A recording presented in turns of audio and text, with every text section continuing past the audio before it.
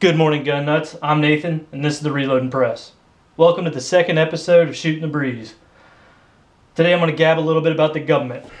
Well, government and government-related affiliates. So, as many of you know, I've been interested in getting involved in some kind of match shooting.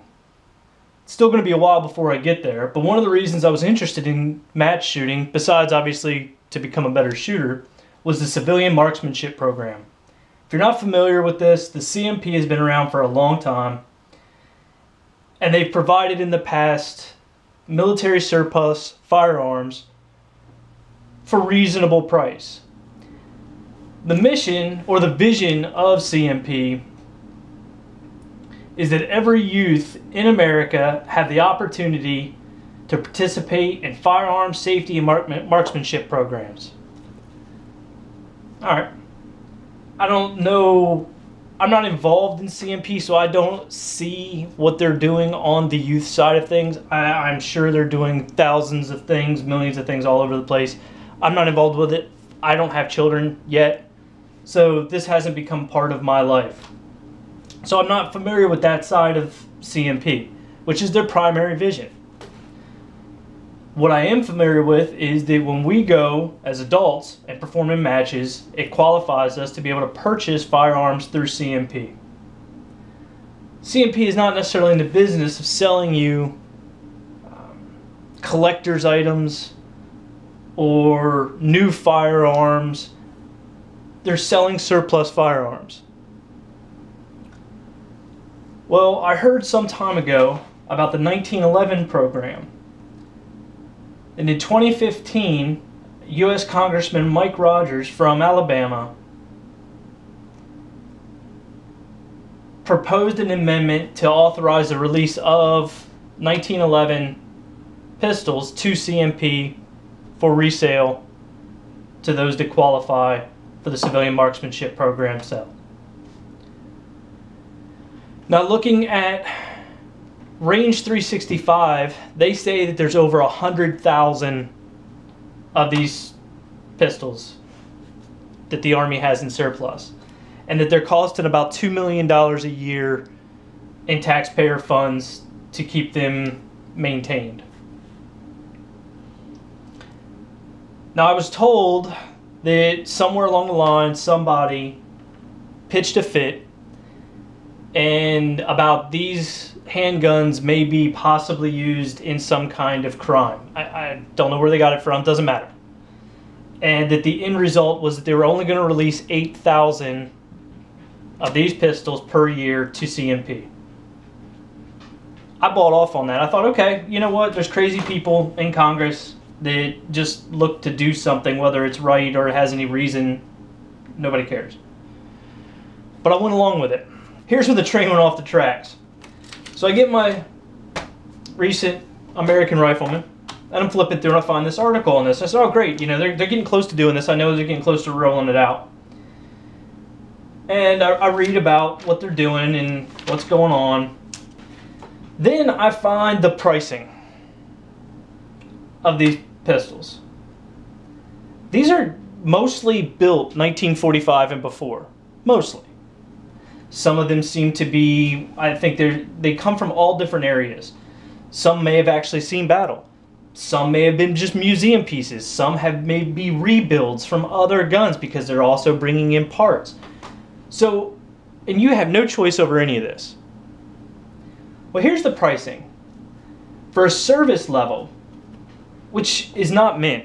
All right, service level means that it operates well. It doesn't show any major signs of wear. Is $1,000 and $1,050. For field level, $950, and for rack level, $850. For a gun built in 1945 that may or may not have seen action, may or may not be from Colt, Ithaca, who knows what manufacturer. So you're not guaranteed any kind of actual collector's value, but that's what they're selling you, is that these are collector's guns, or these are guns that are from that time frame, but you don't know if they've ever been used. There's no history behind them. They're just military surplus 1911s for $1,000. They're releasing 8,000 of them per year, and they're expecting 75,000 orders. So this got me thinking, well, 8,000 per year artificially changes the demand structure of the gun.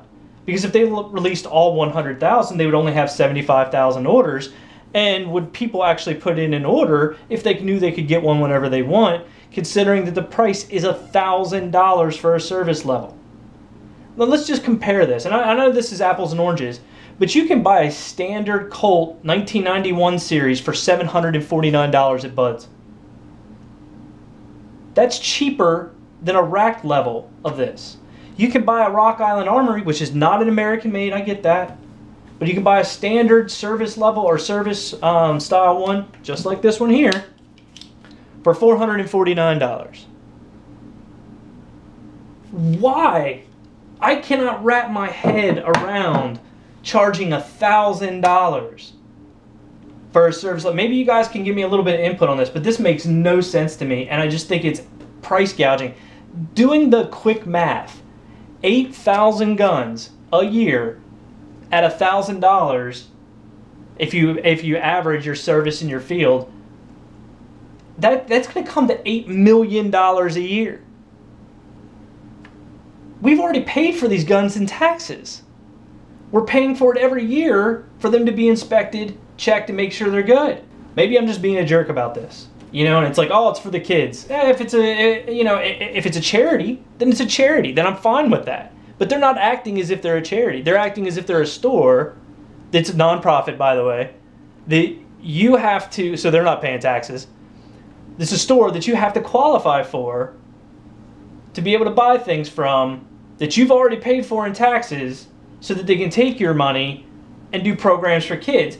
I like the programs for kids thing, just I don't get why it has to be that kind of price markup if they're given to them. Anyway, guys, I don't know. Make heads or tails of this in the comments. Tell me I'm a jerk. Tell me I'm crazy, or tell me that I'm right on and this is insane. And if it is, guys, I'll be honest with you. I'd say hold your money off. You know, I mean, good grief, that is just ridiculous.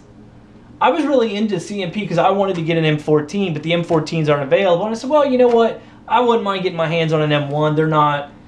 They're not being reproduced as much as the M14. I can get an M14 from Fulton Armory. It's brand new for, you know, what, $2,500. So maybe I'll get an M1. You know, it'll have a little bit of sentimental value or something. You know, a 1903 is kind of out of the question now because they're so off the wall expensive. So I thought, hey, why not? You know, and I still think why not. But good grief, $1,000 for an old 1911 that has no war history, no defined anything. It's just buying a gun that's way overpriced for charity purpose. I don't know, guys. I just wanted to complain about this, get it off my chest. I think it's ridiculous. I think it's way overpriced. I think these things should be much more along the lines of $400 or $500. If you're going to meet your vision, all right, of bringing marksmanship programs to everybody, you don't do it by selling a $1,000 gun that you can't actually use at their match because it's going to be so far outdone by anything else. I think the M14s back in the day, one of the reasons why they would sell you those is so that you could use it in their matches. You can't use one of these things in one of their matches. I mean, anyway, all right, guys. I'll talk to you later. Stay safe. Have fun. I'll see you when I see you. Laters.